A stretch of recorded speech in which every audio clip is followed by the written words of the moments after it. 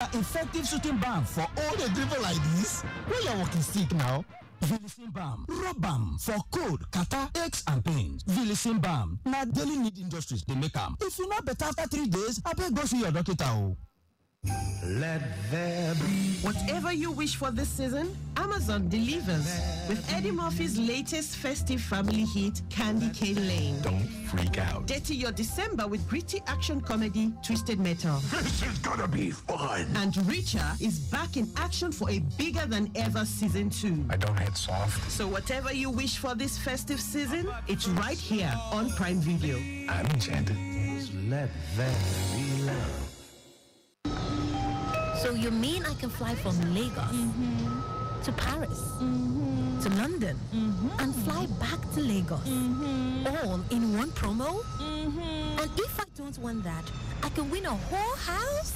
Now you're getting the gist. Recharge 50,000 naira or more within a month, and you could be among the 100 winners of business class tickets from Lagos to Paris to London. If you recharge 100,000 naira or more within a month, you could be one of the many winners of a premium bungalow in Nigeria. The more you recharge, the more you stand to win. T's and C's apply. Glow Unlimited.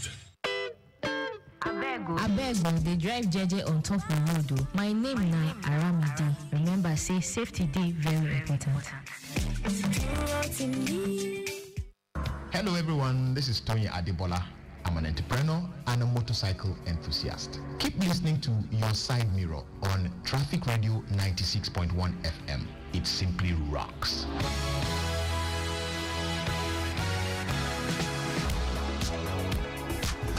Hi, I'm Tunde Obey. And I'm Omi Obey. And together we're known as Two. When you rise up in the morning and give thanks for a beautiful day. When you step out of your beautiful home and drive out in your beautiful car. Always remember, fasten your seatbelt. Slow down. It's better to be safe and arrive alive than not at all. Stay alert, stay focused, and above all, stay safe. This message is from Lagos Traffic Radio 96.1 FM. Moving Lagos forward. Toot, toot, toot.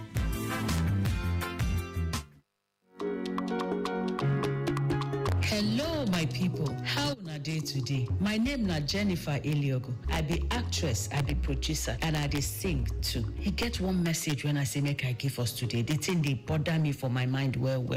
You see, when you dey drive for road or then carry you inside motor, make you no dey throw away dirty outside for ground. E no good. Na those dirty wey we dey throw away from our window for street, na im dey enter for gutter, na im dey enter canal, dey block everywhere. So when rain fall, flood go full everywhere. Once tell us today say e no good, make we stop am, make we keep our Traffic Radio 96.1 FM. It simply rocks.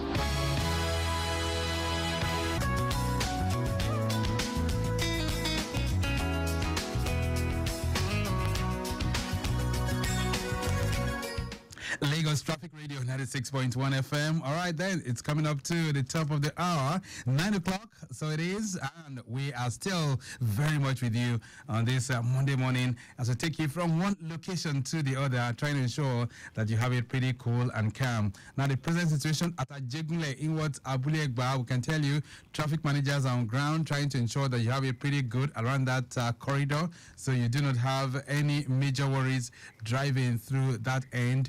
Even as we speak right now, Maryland, we can tell you that corridor, it's good movement from Anthony heading towards Idiroko, proceeding towards Maryland intersection. It's still looking good, aside for traffic light alternation, regulating movement into Mobalaji Bank Anthony Way, and the return journey is moving at a much faster pace. Proceeding towards areas like Odoyalaro on Ikodu Road, connecting Ojota New Garage is very, very cool and calm at the moment. We can tell you it's good movement in and out of Mobalaji Bank Anthony Way. You have some little delays at Nightel intersection due to traffic light alternation at that point as well into GRA. Proceeding through Isaac John, ascending General Hospital. That's the bridge there onwards. Local airport is moving at a faster pace, while the return journey is very, very free. But you have some slight delays approaching the alternating points Of course, you have it. The length and breadth of Kodesor is looking very, very good. Watch out for delays at the alternative points as well at Ikeja underneath the bridge. Good movement from there heading towards Maryland. Okay, so let's get into some knowledge sharing this morning on NGK Spark Up segment on Your Side Mirror. And today, we're looking at something brand new. You need to listen to this one. We are identifying the place of oxygen sensors in a vehicle. And joining me right now on the phone, I have James Adike, who is a territory manager, Nitera. James, nice to have you. Good morning. Hey, good morning, Mr. Victor, and nice to be here again. Wonderful. I hope your weekend was very cool. Yes, it was very cool. While we anticipate Christmas, yes, it's a very wonderful one. All right, then. And joining him as well, Benedict Oko. He's a CEO, Universal Automotive Training Academy. Ben, good morning. Good morning to you, sir, and I hope you had a nice weekend too. I did. I went for the World Sleeping Championship, and I won gold medal. Oh, that's good. All right, so let's take it up. Last week, we looked at the map and the MAF, and I'm sure that most of our listeners would have learned a lot. Today, we're dwelling in new territories, and we want to try and identify the place of the oxygen sensor. So let's start with you. So what is the primary function of an oxygen sensor in a vehicle? Well, just like the name implies, oxygen sensor, what it actually means is that it's sensing oxygen. And where is it sensing the oxygen? It's actually sensing the oxygen that is present within the exhaust stream. And some people will be wondering, why will you be expecting some oxygen in the exhaust stream? I'm very curious. I'm curious because I was thinking it's only we human beings that will, pull in oxygen just to survive. So are you saying the engines also need oxygen? A lot of it. Wow. A lot of it too. Wow. Yeah, because for you, in the first place, for you to have combustion, if you have fuel, you also have the spark. Without oxygen, there's no way it's going to burn. And that is why the same thing also goes on when they are talking about fire safety. Three things you must never allow to meet: oxygen, fuel, and heat or spark. The moment the three of them meet any day, there's no magic about it. You are going to have explosion. Wow. So definitely oxygen is very important to vehicles, and not just for running, just for starting and running alone, but how efficiently they run. So if you have too much oxygen or less oxygen, they all have implications. That is why you have sensors that need to monitor the amount of only oxygen that is present at any particular place at any time. Right. So it's very, very crucial. And do we have different types of oxygen sensors?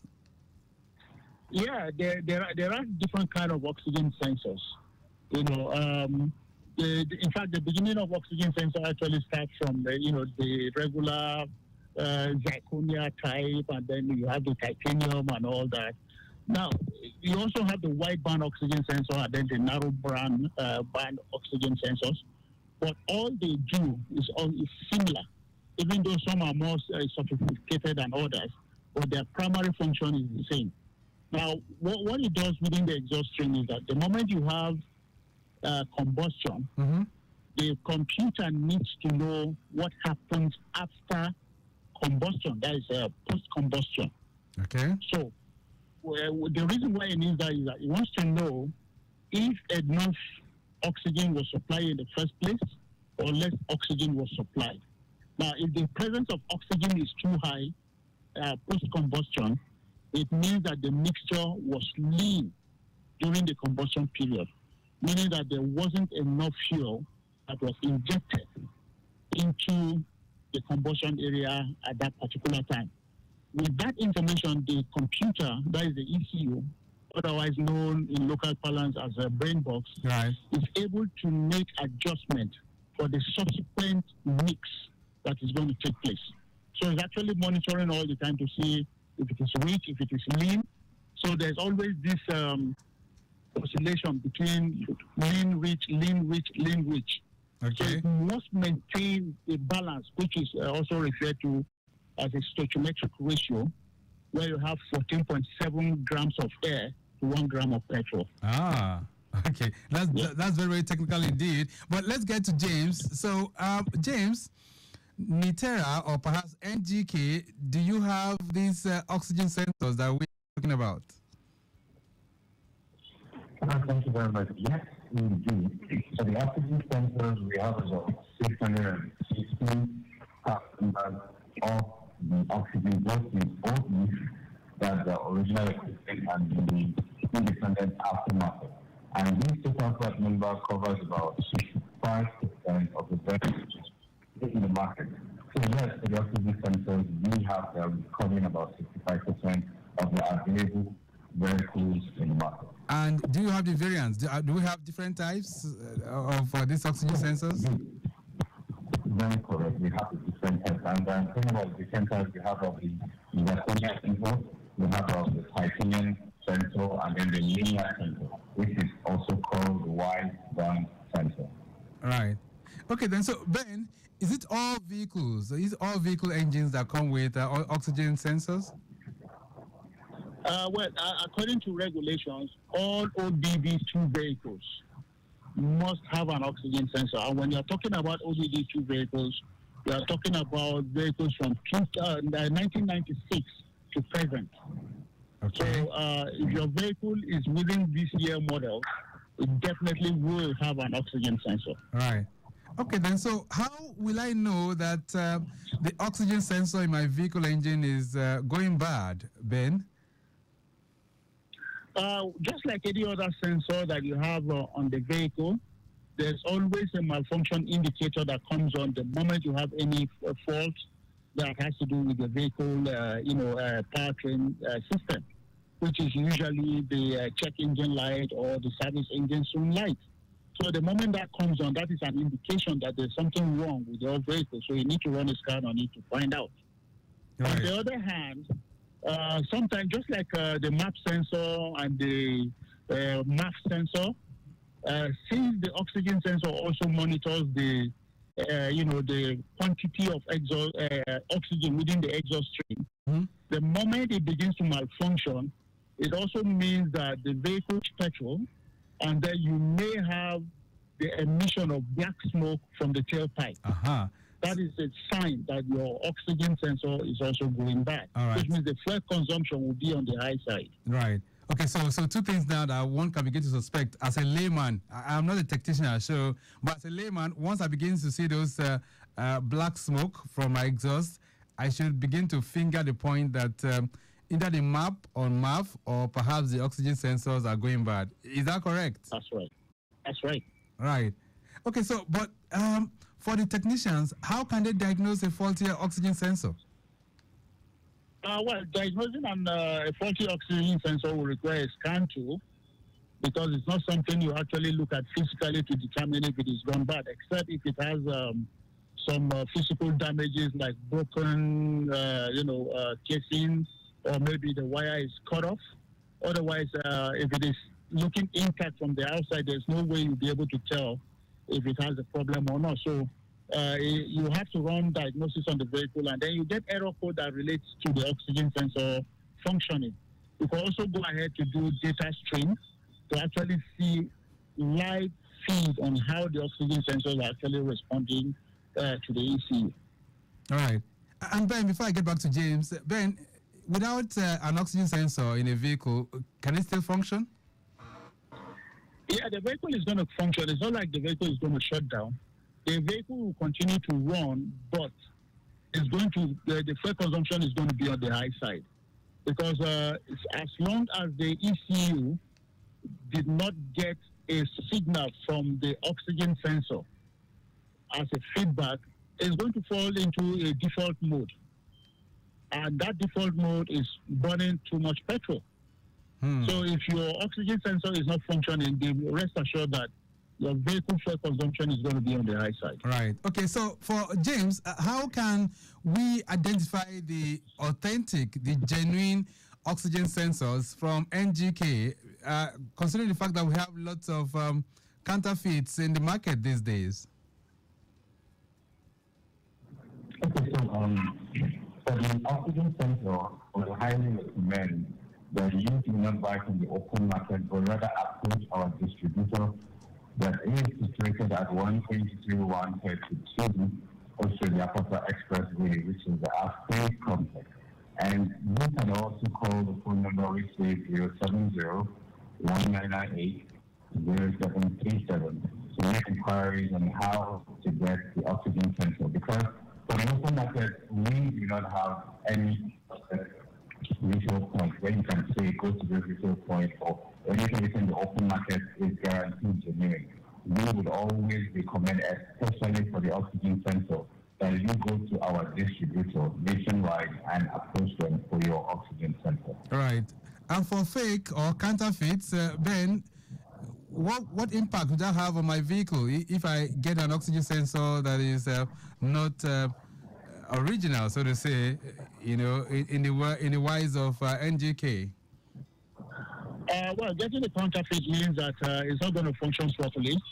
Even if it does, it's just going to be for a short while. And since it's not something within the engine that will say, okay, just like the spark plug that can get broken and then fall into the the cylinders and all that, well, it still gives you, you still have that problem of burning too much fuel. And I'm sure this is not the time that anybody would like their vehicle to consume too much petrol. So if you have the fake or counterfeit installed in your vehicle, it's as good as doing nothing at all. Right.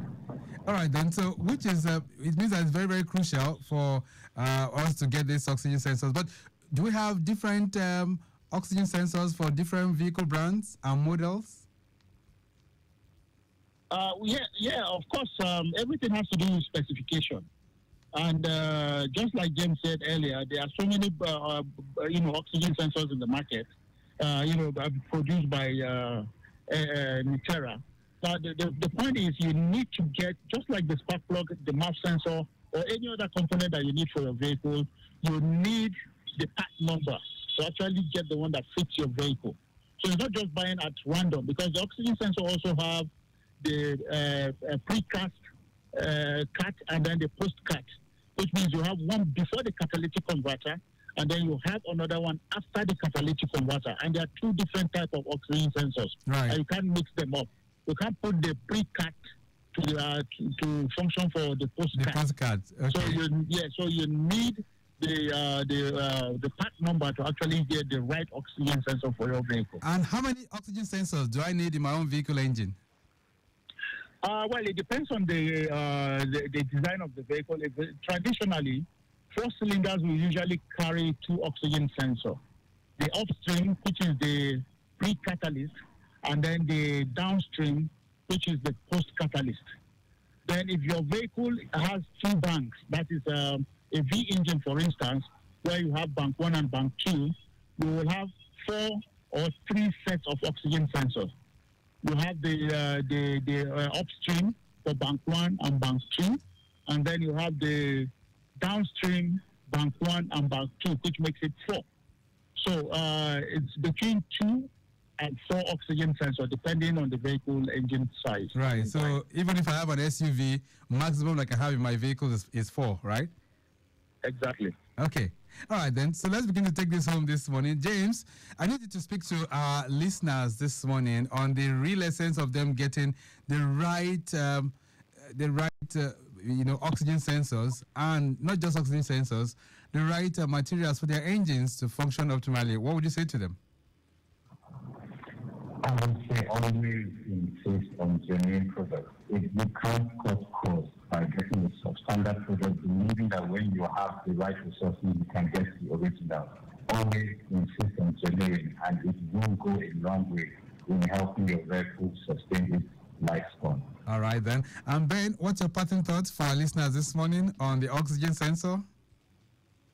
Well, on oxygen sensors, if you don't want to burn fuel unnecessary and waste money at this particular time, then it is very important that you check the health of the oxygen sensor in your vehicle to ensure that the vehicle functions optimally and gives you the best performance. All right, then. Nice connecting with both of you. Benedict Oko, thank you so much for connecting with us. My pleasure, always. And to James Adike. James, nice linking up with you this morning. Thank you very much for taking time. All right, so we're trying our own little way to identify the place of oxygen sensors. We might still try and continue this on Thursday. But if you need any question or you want to send in any question to this program so that James and Ben can also respond to you, feel free to always send that in, okay? 08099120777. All right? Send those questions in, and of course on Thursday, I'll be able to put it across to them on any of the topics that we have treated, be it the map or MAF, or be it the spark plugs, and of course talking about the oxygen sensor and the role of those things in your engine. You can send those questions in, okay? 08099120777, and of course we'll be here to respond to you. A brief break. When we return, we do our birthdays. Are you looking for where to get quality and durable automobile parts with value for money? Introducing the legendary NGK spark plugs, but that's not all. We've got a complete range of auto parts to keep your ride running smooth. From spark plugs to ignition coils, oxygen sensors, MAF, map sensors, or glow plugs, we've got you covered. We deliver quality, performance, and value. When you're revving up your engine, think NGK. Visit our distributor, Ashai Brands at Afprince Complex, 122132 Apapashodi Expressway, Isolo, Lagos State, and have offices nationwide. Send an email to incharge_TSC@ashaibrands.com or call 0701-998-0737 for inquiries. Don't compromise on quality. Choose NGK. Do it in the name of love. My name is Alex Ogugwa Okurigwe, popularly known as Alex O. Listening to traffic officials' directives will go a long way in reducing traffic gridlocks on our roads. They are there in your best interest. Obey them and have a smooth drive in Lagos at all times. This is a message from Lagos Traffic Radio 96.1 FM, moving Lagos forward. My guy, look we dey go now. Our guys dey wait oh. Bros, my body no gree complete today oh. Which kanyawa be that? Abeg come sit down, Joe. Sit down? Yes. The thing no gree me now. Abi that your pile wahala don come again? Oh, pile wahala no be small thing oh. Na so you go dey start you. If it swell up or to dey comot blood sef, to sit down sef na gbege. That's why I say make you tackle pile problem with Anudol suppositories. Anudol suppositories get bismuth of gallet, balsam peru, and zinc oxide to tackle pile. So you go fit dey kampe to do your work sharp sharp. Oh yeah, my guys. Make we go. Mother do good. One bottle for my guys. Anudol suppositories. Now your relief for pile. Anudol suppositories. Now Daily Need Industries they make am. Make una read the product leaflet too. If after 2 days you no better, go see your doctor. Are you looking for where to get quality and durable automobile parts with value for money?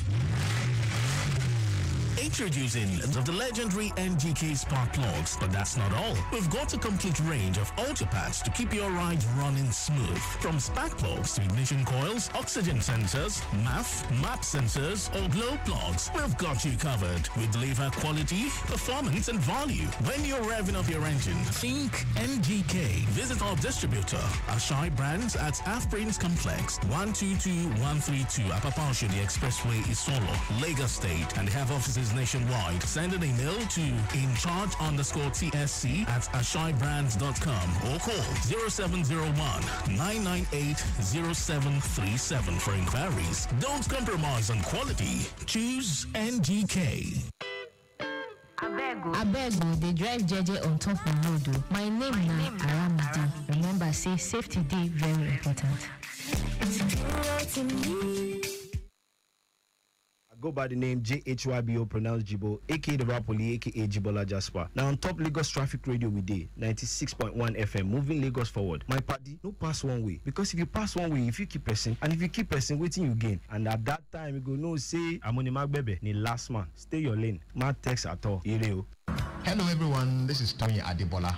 I'm an entrepreneur and a motorcycle enthusiast. Keep listening to Your Side Mirror on Traffic Radio 96.1 FM. It simply rocks.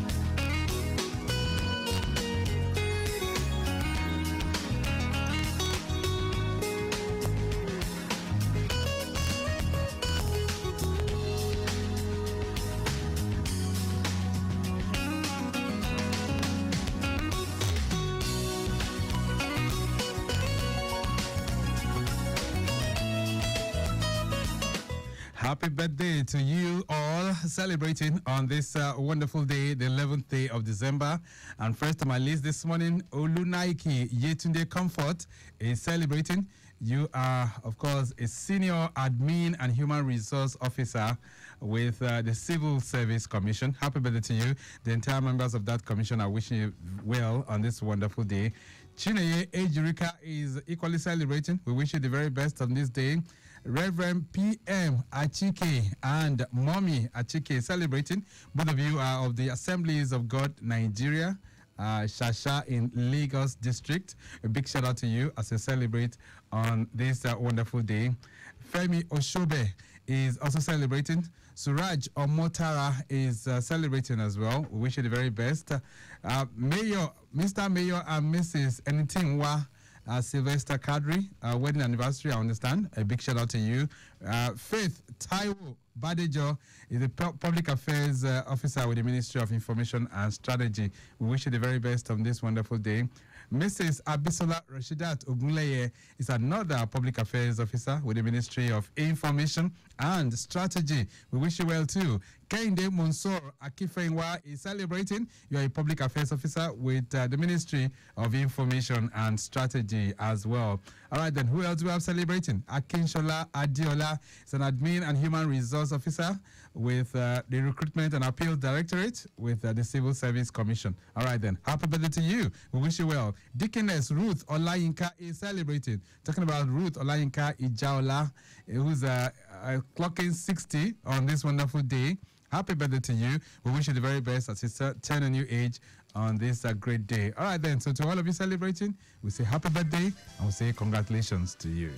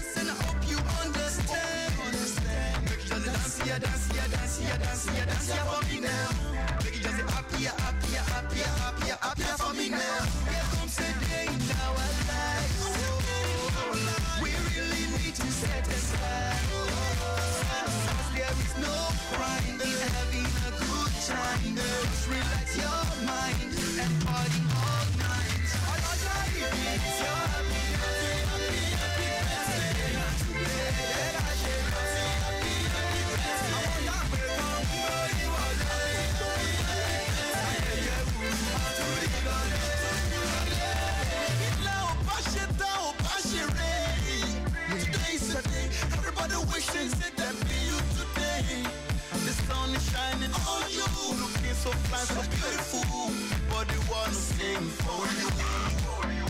Thank God for making us see today. Thank you all for coming out to celebrate. La mama pana wa she. Mare koni toni lewa. Lagbara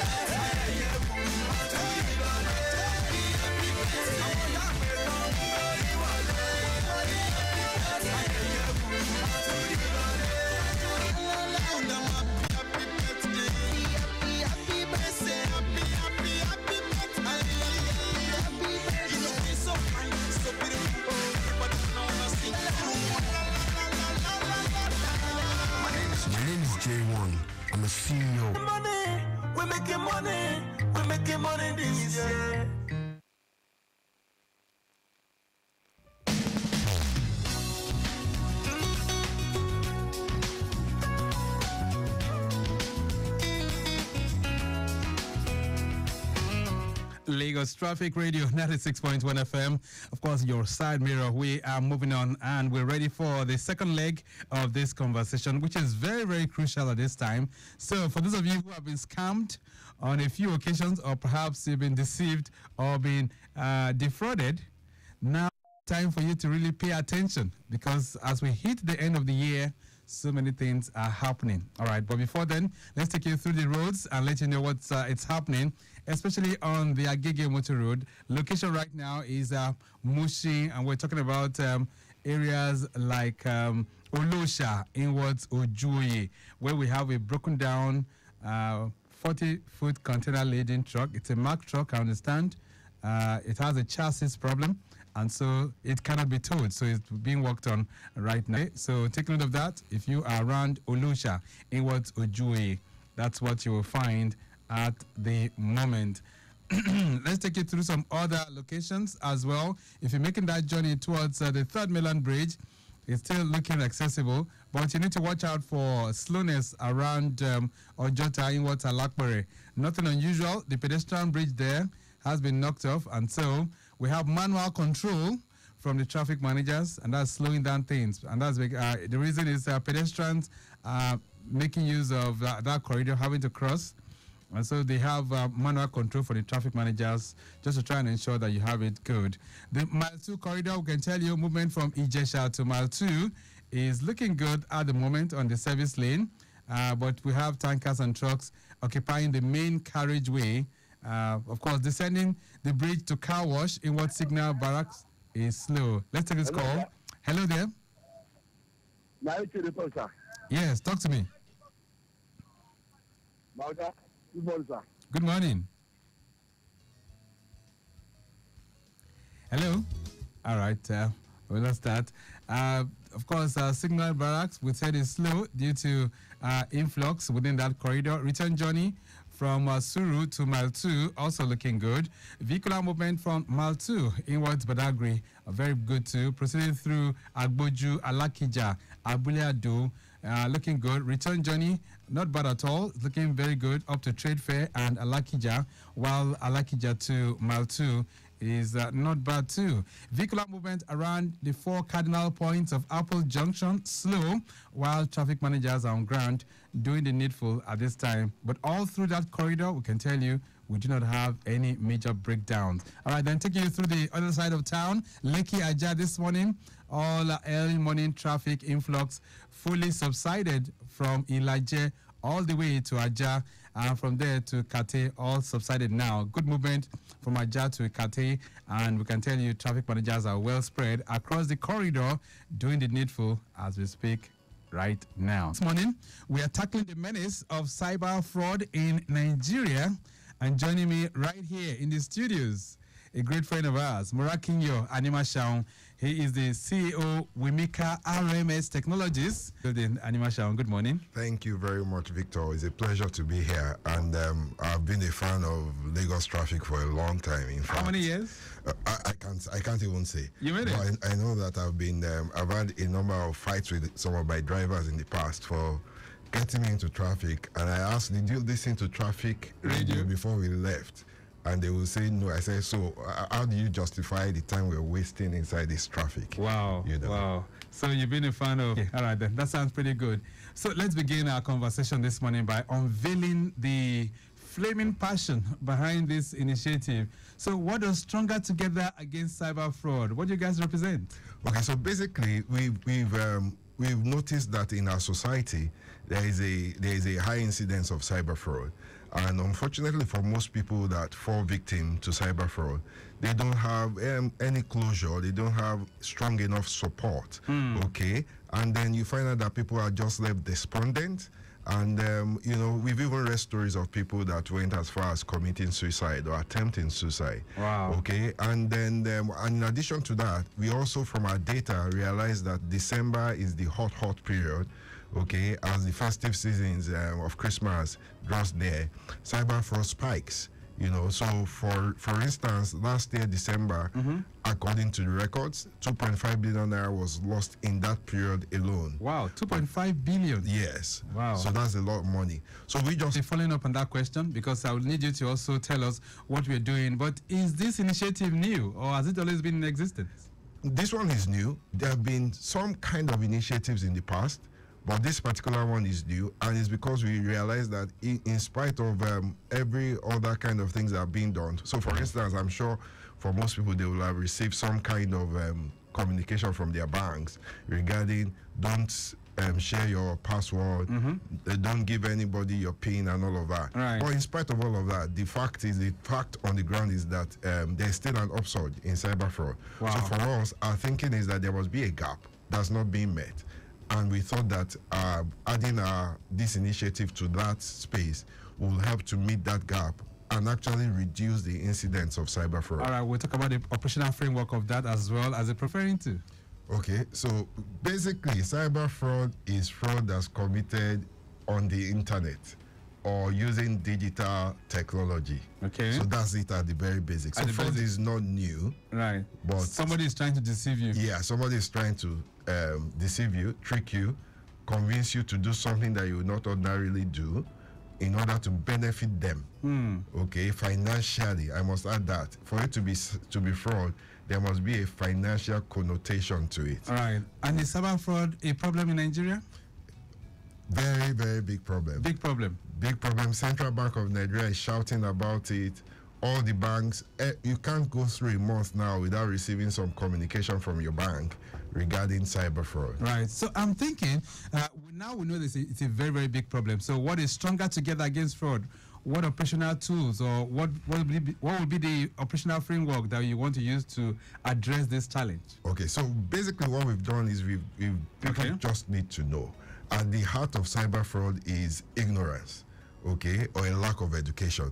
The more people are aware, the more people are educated, the less the chances that they'll fall victim, okay? So as part of our advocacy, we do something called My Cyber Fraud Story on Sundays at 5 p.m. on Instagram Live.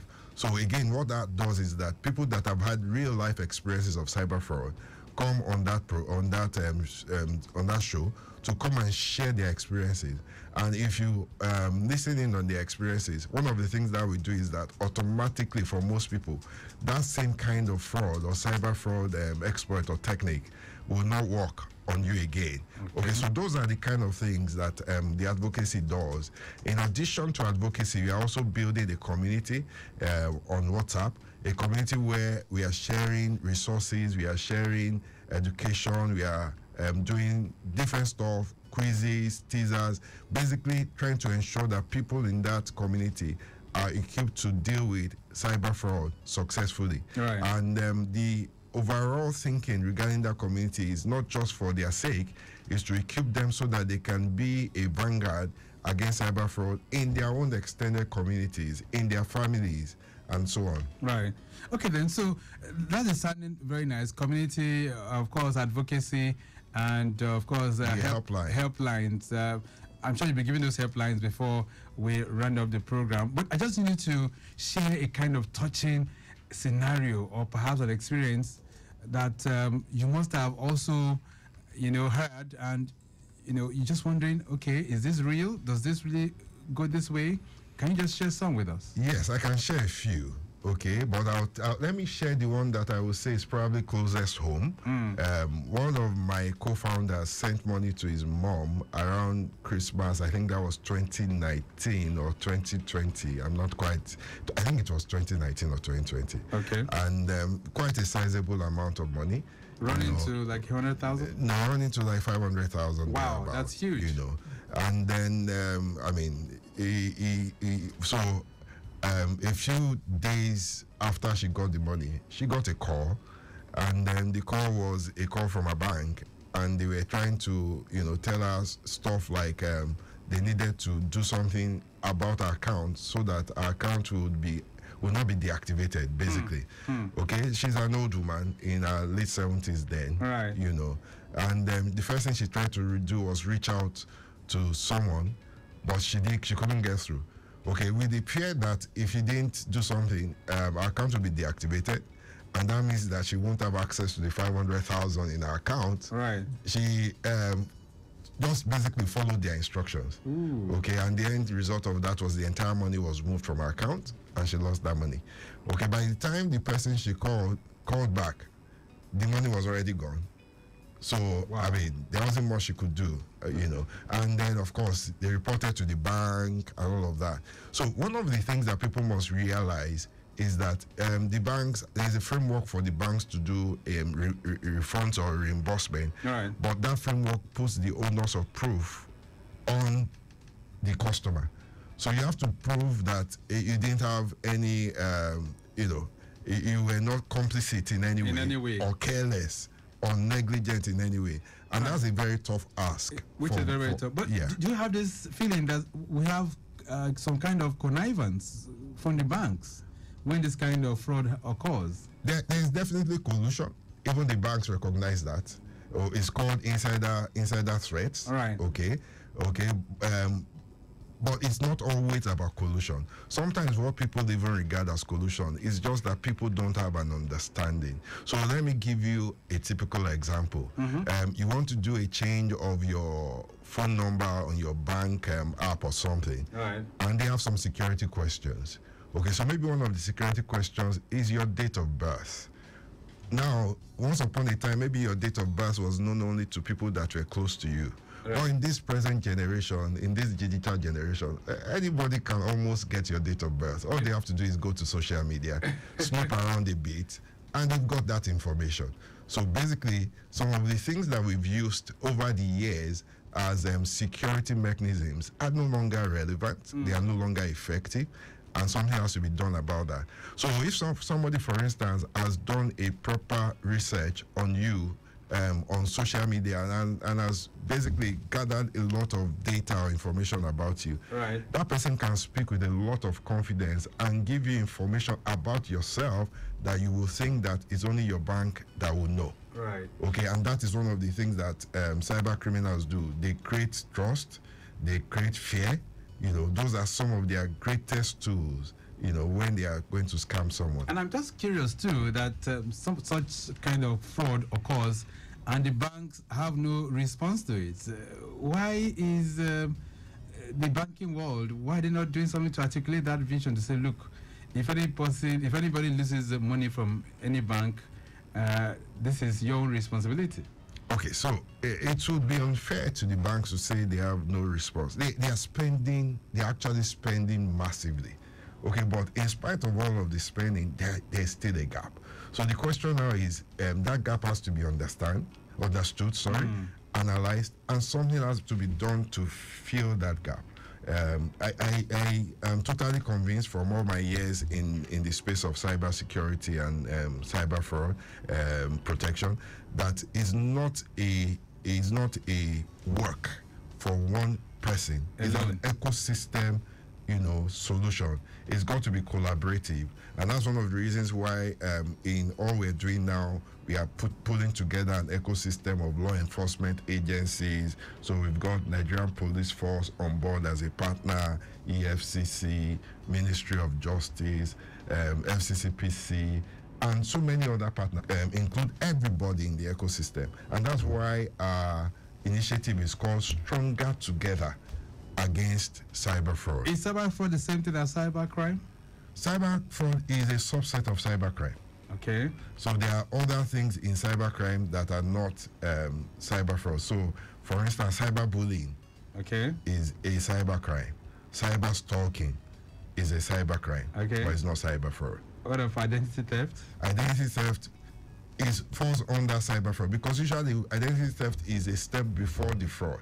They steal your identity and then they use it to commit fraud. Right. Now, the concept of phishing, I needed to break that down for our listeners this morning. What is phishing? Okay, so phishing is the use of usually messages, okay? They send a message to you basically. It could be an SMS message, it could be a WhatsApp message, it could be an email, basically. And in that email, they convince you to click on a link that takes you to a site, Okay, but the thing is that that link is taking you to a site that's different from the site that the message is telling you about. Okay. Okay, so you're deceived to go to a site, and then you're deceived to take some actions. Okay, so maybe they are deceived to put in your details, you know, on that site before you can access the information. Yeah, username. So we in the program we had yesterday, the person that was on the program wanted to change her password with a bank, and she clicked on a link. Somebody had sent her a link, supposedly from the bank. She clicked on that. It looked like it was so professionally done. It looked like the bank's website, exactly like the bank's website, you know. So she clicked on the WhatsApp icon at the bottom of it all, and she started communicating with someone that was telling her these are the steps you need to take in order to change your password and all of that. In a few minutes, we'll send you a code. And once you get that code, send it to us so that we can complete the process and all of that.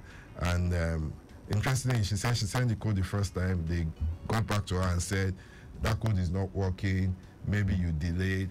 Send another one. She sent a second one. That didn't work according to them. She sent a third one. What she didn't realize was that each of the time they had used that code to move some money from her account. Wow. Okay. So they had moved a certain sum 3 times before she went in for a meeting, and they asked her for another code, and she wasn't there to attend to them because she left her phone and went in for a meeting. And at that point, they thought maybe she had caught on, so they just blocked her number. So she came out of the meeting to find out that her number had been blocked by the cyber criminals. Wow. You know, and then it was only after that she began to wonder what exactly is going on. Yeah. Okay, so for this kind of scenario which you just painted now, is it traceable? Usually, you see, there is something called in cyber fraud investigation the trail of money, or the flow of money. So money always flows. So it's for people to trace that flow. And usually, the earlier the tracing starts, the better, because the higher the chance of recovery. Unfortunately, what happens most times is that the tracing doesn't start early enough. Okay, once tracing doesn't start within 48 hours, then the trail, just like in real crime, begins to get cold. Okay, so there is no way you will move money from an account that it won't go to either another account or go into a payment of sorts. Okay, so what cyber criminals are doing now is they either, you know, so maybe let me give you a scenario. So let's say I am doing a transaction with Victor. Right. Okay, and I'm a cyber criminal, and I tell Victor, okay, that's fine. Money is going to be transferred to your account for this transaction. Okay, and then I'm a cyber criminal. I'm scamming someone, and I do that transaction, that scam, and I do the transfer to Victor's account. Right. Now, Victor does not know about that cyber fraud. That's right. But Victor is getting paid the amount I said he will get paid for that transaction. And Victor does his own part. Maybe he sends me the spare parts, or whatever it is. Or the service that I promised to render you. And I've received the service, and that's the end of transaction. So if that trace is going to be done now, what will be done is that the trace will be done to Victor's account. And then Victor will be the suspect. So I'll be the one that will be picked up. Yeah. And not you. But Victor is not the criminal. Okay. And that's why for everyone that's saying they want to transfer money into your account, please, I'm speaking to all those out there. Right. Make sure that there is some kind of strong trail that shows the reason for the transaction and that can link you back to them. Okay? Don't let them just be some spirits in the air that have no anchor to any place. Okay, you know. That sounds pretty good. And this is eye-opening, especially at this time, like you said, as we hit the festive season, you see it's always on the rise. All right, so how is the fight against cyber fraud going in Nigeria as we speak today? Well, if you look at the statistics, we will say it's not going very well, because from year to year, what we are seeing is an increase. Okay, that is not to say a lot of effort is not going in. A lot of effort is going in, a lot of investment has gone in. But again, at the end of the day, the only true measure is the result, right? Right. And the result is not looking exactly very good. Very good. Because there's an increase. All right. There's an increase from 2021 to 2022. There's an increase from 2022 to 2023. All right. Let's see if we can expand this discourse beyond the studios. If you had this kind of scenario and you would like some kind of intervention as well, or perhaps there are certain questions that you'd like to ask experts like Murakin, your animal show in the studios right now, feel free to connect with us on 0809 912 0777. Okay? That's 0809 912 0777. Murakin, what do you think? Has government done enough in terms of curbing the menace of cyber fraud? So what I would say here is you can only do as much as you understand. First of all, okay. Hello there. Good morning. Good morning, Mr. Victor. All right. This is Dr. Busari, right? Yeah, this is Dr. Busari. Yes. All right. Talk to me. Yes, I sent a message to you on WhatsApp already. I sent that I would really thank your guest because I'm a victim. My Facebook account was hacked. Wow. And stolen. In fact, I've shown from the message I sent to you what the guy is using it for fraudulent activities. Okay. Asking people, telling them about a platform where they should be, putting certain amounts of money and stuff like that. All right. I've reported to the police and I've reported to the Facebook. You can check. Okay, I'll check it. So what you can let me do? All right. Thank you so much. So for people like him, he just said it now. His Facebook account hacked, and the hacker has been using it for some fraudulent activity. What can people like that do? Okay, so that takes me back to what we were asking about identity theft earlier. So that's the classic case of identity theft that's now being used for fraud. Okay, so they've taken over his identity. And then they are using it for fraud. So basically what you need to do is you need to do what we call a takedown of that account now. Okay. After a takedown, then we can talk about a recovery of the account. For you to do a takedown successfully, you've got to show proof to the service provider. In this case, it's Facebook. It could be LinkedIn. It could be any of the other service providers. You've got to show proof that you're the real owner of that identity, and that somebody else has taken over that identity. Right. And once you can do that, usually within 2 weeks or thereabout. All right. I've just seen your message, Dr. Busari, but he's advising that you need to take. How can you do that? Is it something simple that you can do? Usually they have some email that's dedicated to that. Okay. I don't know the one for Facebook off head, but usually there's an email that's dedicated to that. All right. The other thing they can do is you can call our helpline. I'm sure there'll be somebody at the end of the call. All right. To help him, just guide him through this. Definitely, you give that helpline before the end of the program. Yes. All right. Yes, then this one says, "Good morning, Victor, and to your guest, nice program. I must say, what can your guest tell us about the issue of fake alerts, which is becoming rampant these days?" Adam is sending this one in from Kola. So I see people say there are transactions that are being carried out and are fake. How does that happen? Fake alerts. Okay, so again, it's the same principle of sending you something, and if you don't verify, you believe what you've received. Okay, so basically a fake alert is that they've created an alert that mimics exactly the alert that you will receive from your bank, whatever the bank is, and then they've spoofed the number of the bank, or they've spoofed the source of the alert. So when you look at it on first glance, what you think is that this is coming from your bank, but it's actually not coming from your bank. It's coming from some cybercrime enterprise. So is there a way I can identify that? So with some of these things, it's not so much, you may not be able to identify, but what we always say is verify. So first step is identify. So how do I verify? If you can't identify, verify. So there must be another channel apart from the channel that the alert came in. Okay. That you can check whether what has been sent is actually true. So can I check that from my app? So exactly. So if you got the alert by SMS, don't try to check by SMS. Okay. Go to your banking app and go and verify. Log into your banking app. Call your banking officer. One of the mistakes people make is that they send you something through one channel, and you're trying to do your verification through that channel. Even people that are trying to avoid cyber fraud.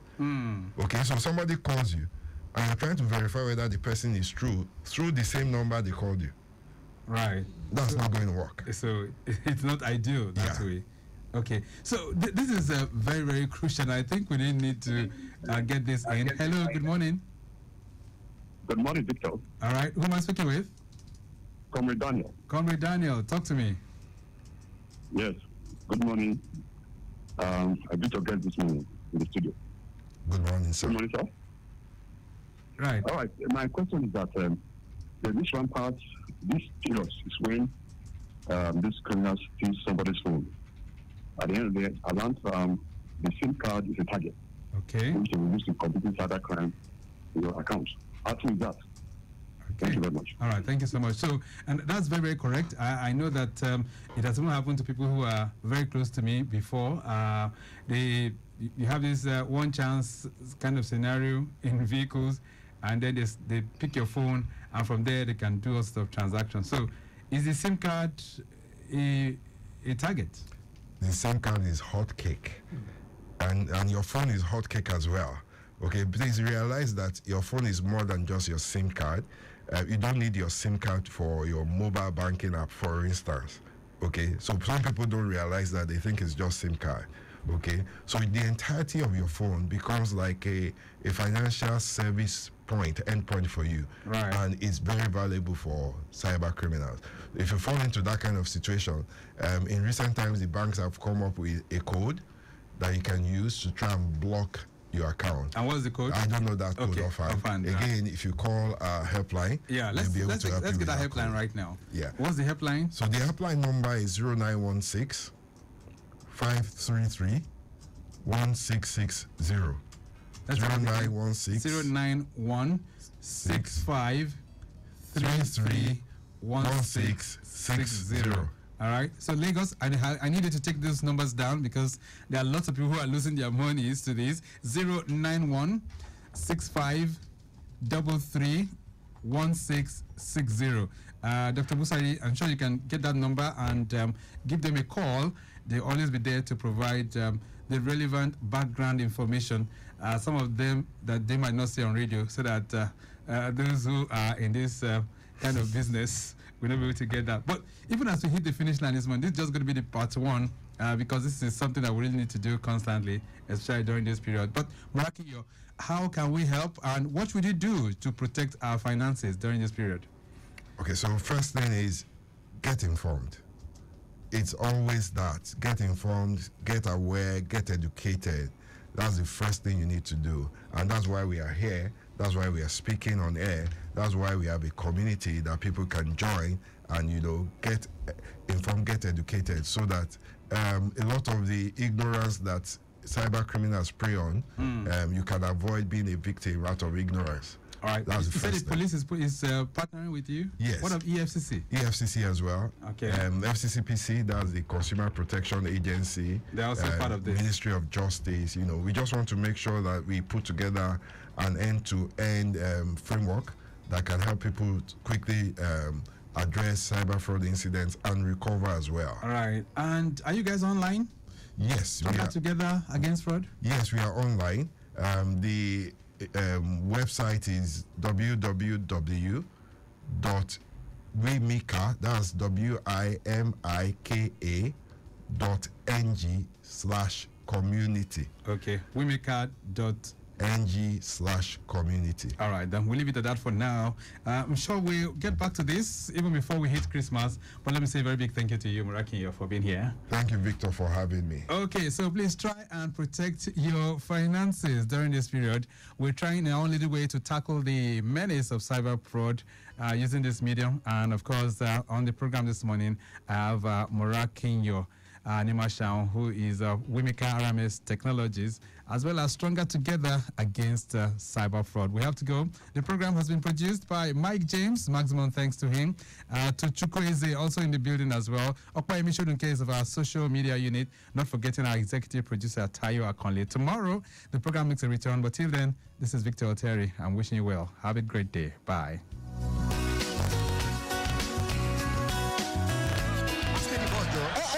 Now who the lip console? Hello. Hey, oh boy. Which time begin limp with walking stick now? My muscle had joint pains. Since I hear the game, he can't be like, sir, by the time I muscle to my bone.